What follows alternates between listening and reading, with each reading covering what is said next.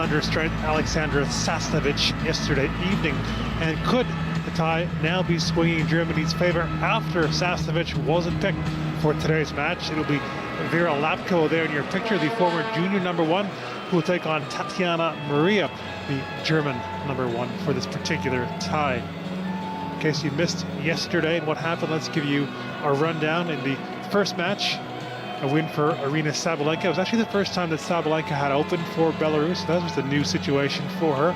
And she came back to beat Maria 4-6, 6-1, 6-2. And then in the second rubber, it certainly looked like Sasnovich was well on the way to taking the first set and maybe the match, because she was up 5-3, was serving at 5-4, 30 love.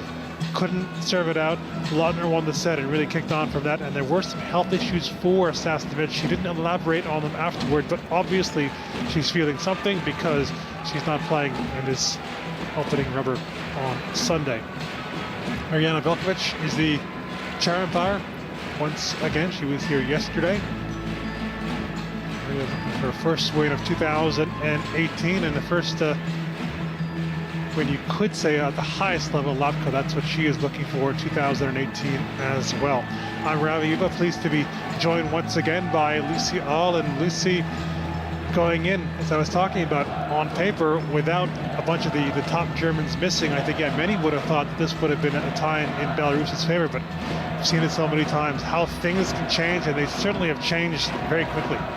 They really have, and I mean, as we've seen so many times over the years, these type of events do throw up some results that you perhaps don't expect. As we just see the world group draw the first round, obviously, and if they, whichever team get through, will be up against what looks like to be the Czech Republic, who have got such a good record, haven't they, at Fed Cup level? They've got the advantage at the moment, but again, we've seen things turn around before, haven't we? We certainly have. It does look good for the Czechs, however, a leading 2-love playing at home. And there's a look at the tires on both sides. We talked about some of the big German names who are missing. Kerber and Gerges, Fed Cup stalwarts for a long time. I think no one will begrudge them for sitting them out. Petkovic playing the Doha qualies, and illness to Karina Kvitov. So those are the reasons why they're out. Also, Laura Siegman coming back from that knee problem. Victoria Azarenka for the Belarus side still not back in action after we know what she's going through on the personal side, although she could be back fairly soon from what we're hearing. So that's how we've got to this stage in terms of we just saw the results of Saturday's play. It will be Lapko against Maria. Now, we did see yesterday, Lucy, Lautner, who was making her Fed Cup debut, and she played so well against Sasnovich.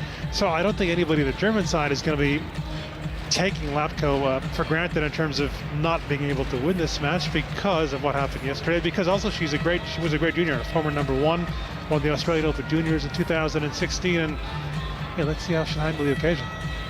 I think that's what we're going to look out for, and we were looking at that yesterday with the Germans, because obviously Maria, although she hasn't played for a number of years, and she was put out there first match up in an away tie, and she performed particularly well. Didn't manage to get the win, but she certainly asked Sabalenka a lot of questions out there, and I think that gave Lautner confidence. Listening to the post-match interview with Lautner, she certainly alluded to the fact that she took advice from the team and from the captain, so Jens has obviously done a good job bringing the team together, and that certainly made the difference in that second rubber against Sasnovich, who she didn't look in good form, did she, in terms of how she was looking out there, with speculation whether it was nerves. Obviously we've since found out that she is ill in some way, so hasn't been able to play today. I mean, incredible record last year, wasn't she? I mean, she really led the nation to get through to the final. So now Lapko, who, as you've talked about, very good junior, starting to make her mark at tour level, around about 120 in the world, largely has played mostly ITFs, the slightly lower rung, so she hasn't got a lot of experience as a pro at this stage, but as obviously as a junior, she won the Aussie Junior semi-finals of Wimbledon, so she can definitely play. And for Maria, now it's a bit of a switch, isn't it? Now she's coming into, although she was ranked higher than Sabalenka, I think because of her experience at Fed Cup and how Sabalenka is starting to push her way up the rankings, people probably put Sabalenka as the favourite there, but now Maria, the ranking significantly higher. She's got that experience from yesterday. Let's see how she deals with that pressure. Yeah, always such, I think, to look out for playing in Fed Cup or Davis Cup, how players handle that pressure. And Maria's still looking for that first win of 2018. She's 0-5 now after yesterday's defeat.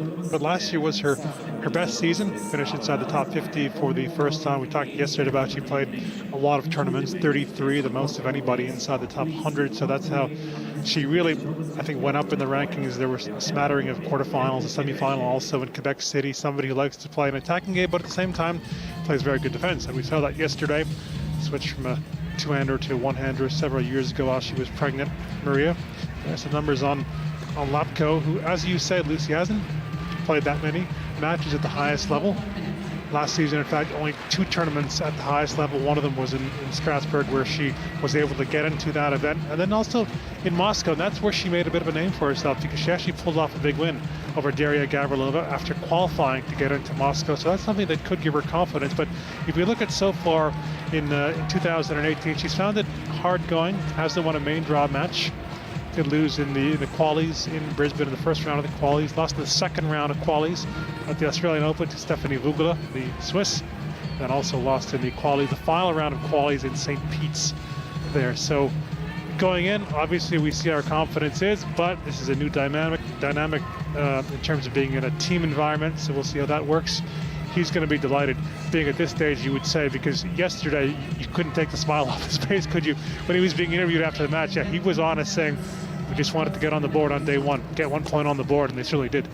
They did. They achieved that goal, so they've put themselves with a great opportunity, and in particular with Lapko coming in with her debut in the singles, not played a Fed Cup singles match, has played some doubles. She played 2 of the dead rubbers last year, and then previously before that in the group stages, so she has had a taste of Fed Cup, but it's a different ball game now, isn't it, with the expectation on her shoulders. So it's very even. It's really difficult to pick to see what's going to happen. I'm certainly intrigued to see how this lady steps up after her performance yesterday.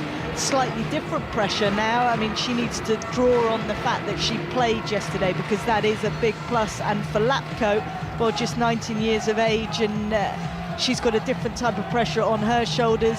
She's got the home crowd against her, so I think certainly she's going to be wanting to get off to a good start. Similar sort of game in terms of majority of